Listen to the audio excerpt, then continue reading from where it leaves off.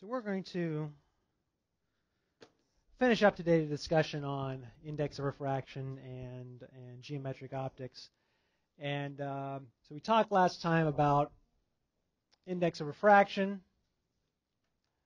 n being equal to the ratio of the speed of light in vacuum to the speed of light, or namely the speed of a wavefront, the speed of a traveling wavefront in a transparent medium, okay, which is going to be somewhat lower due to all the superposition effects going on. And that's also equal to the ratio of the wavelength in vacuum divided by the wavelength in the medium. And we also saw last time Snell's law, which tells us about refraction of light beams, light rays at an interface between two media. We say n1 times the sine of theta 1 is equal to n2 times the sine of theta 2, where these angles are measured from the perpendicular with the interface, or the normal from the interface. So if this is some surface between two materials, medium 1 and medium 2,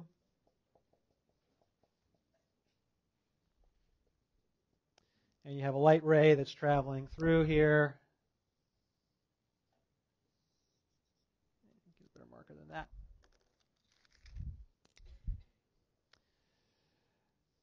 Then when the ray of light enters into the second material, it's going to refract in some way, and this angle is theta 1, and this angle is theta 2. So just be careful about what angle you're measuring, and this is n1 and n2. Okay? So why don't we start with just a little quick review question here. So which of the following are true for a beam of light passing from a medium with index of refraction n1 to a medium with index of refraction n2? And there are several different statements. If n1 is less than n2, the light will bend toward the normal. If n1 is greater than n2, the light will bend away from the normal. Both A and B, neither A and B, or we can't actually say unless we know the values. Okay, so we have a sizable vote for both A and B. Some people say just A. Okay, not many people answered E. So let's take a look at this. It's certainly true that if we say that N1 or N2 here, what do we say? N1 is less than N2. So this is N1 less than N2. So for example, if this were air has an index of refraction of N1 equal to 1.0029 or thereabouts. And if this were water, N2 being equal to about 1.33, here's a case where N1 is less than N2, and you would in fact see the light ray being bent towards the normal, and that's true all the time, okay? So that's a general rule we can use. So certainly at least A is true. What about B? Well, here's the opposite case, right? If N1 is water, N1 is 1.33, and N2 is 1.0029. Certainly is going to be the case that at least sometimes we're going to see the light bent away from the normal, but what also can happen? What did we talk about last time? Total internal reflection. So you got to be a little bit careful, right?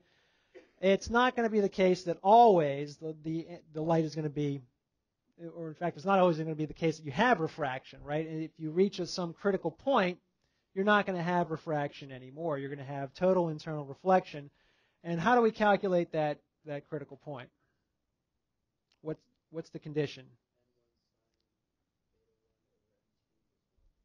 Okay, so in other words, theta 2 is equal to what? 90 degrees, right? That's sort of the maximum amount of refraction you can have away. And anything beyond that, we're talking in total internal reflection. So I would say that most people went for B because it seems logical, but you got to be careful about multiple possibilities, right? I mean, certainly this is possible, but it's not the only possible case.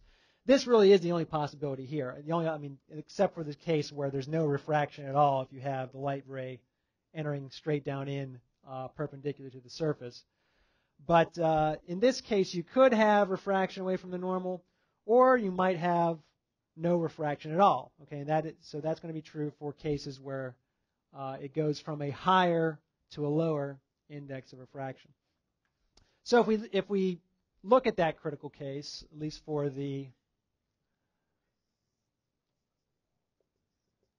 case for water, we worked this out. We said theta 2 equal to 90 degrees.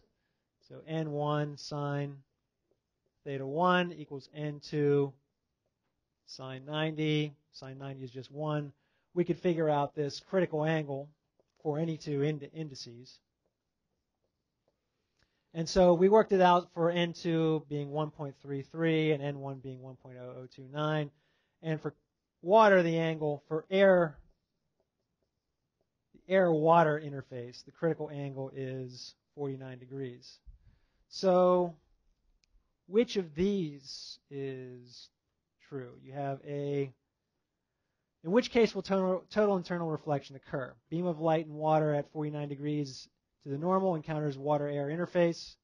Beam of light in air at 49 degrees encounters the water-air interface. Both of them, or either one?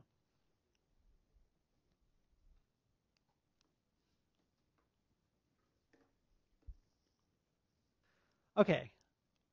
Certainly A, right? Beam of light in water at 49 degrees to the normal encounters the water-air interface. So if you have that, that's the critical angle for this water-air interface. This is 49 degrees. This is 90 degrees.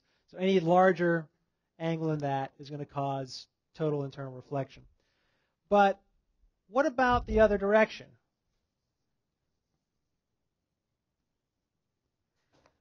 If you have a light ray, so here's air, and here's water. Here's an angle of 49 degrees. What's going to happen to that beam of light when it goes into the water? It's going to go closer to the normal, okay? So it's a one-way thing, right? You have to be going from a higher index to a lower one. If you're going from a lower one to a higher one, going from air to water, there might be some reflection. We've seen reflection off of a surface of a pool or pond or something like that, but it's not going to be total. So there's going to be some light refracted through, and that light is going to be refracted towards the normal. And so the angle here will be less than 49 degrees. So total internal reflection is kind of a one-way street. All right, it's only going to occur when you have light beams traveling from a higher to a lower index of refraction, not the other way around. Okay. Questions here? Okay. And of course, this has all kinds of fun uses. Let's see if we can actually do it. So here is, kill the lights here. And if I plug this in, just got a nice little array of lasers all kind of lined up in in parallel lines. And if I grab something like this, let me just try to put it right here. Can we see that? What's good? So what's happening? There's total internal reflection going on at two different points, right? Because it goes through this high index material, some sort of plastic or plexiglass or something, and hits this surface at a 0-degree angle with the normal with this surface. So it goes through undeflected. But then essentially you've got a surface here that is where the interface is tangent to the curve here, right? And so this is at a angle higher than the critical angle between this plexiglass material and air. Okay, so it's trying to go from a higher index to a lower index, but it's bigger than the critical angle, and so it's going to be totally internally reflected. And again here, and then it comes out somewhat diffused, but coming out the other end. And there's no transmission through that point. Okay. And you can do things like this, where okay, so it's going straight through there. That's not terribly exciting. But if I do something like that,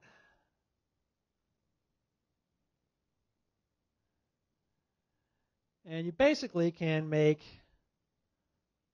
what's sometimes called a light pipe. Okay, you have some glass or some high index material, and you have a light beam traveling through it that travels along the pipe, being totally internally reflected at every interface. Okay, so it just happily travels along, and this has important technological uses in what?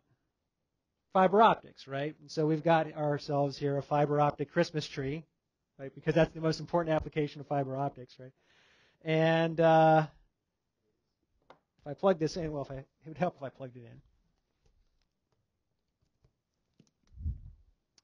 So I don't know if you can actually see this too well, but we've got a light. Okay, so we have just a string of little fibers here, plastic fibers, and can we see the endpoints there where the light's coming out at the end, right? And light's just shining through, and it's got a little color wheel on it to make it change colors so it looks pretty. And you can see if you look at the fibers from the side, they don't look like any light's shining through them. Okay, there's very little, if any, transmission of light coming out of these fibers through the edges. So the only light coming out you see is at the very end points. So it's no matter how I bend these fibers, the light's being totally internally reflected.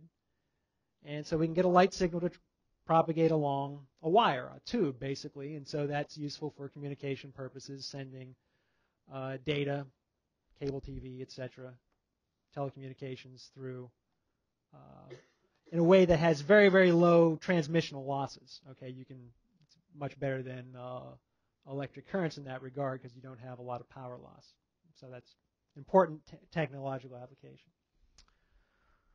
Okay. So, questions on any of this?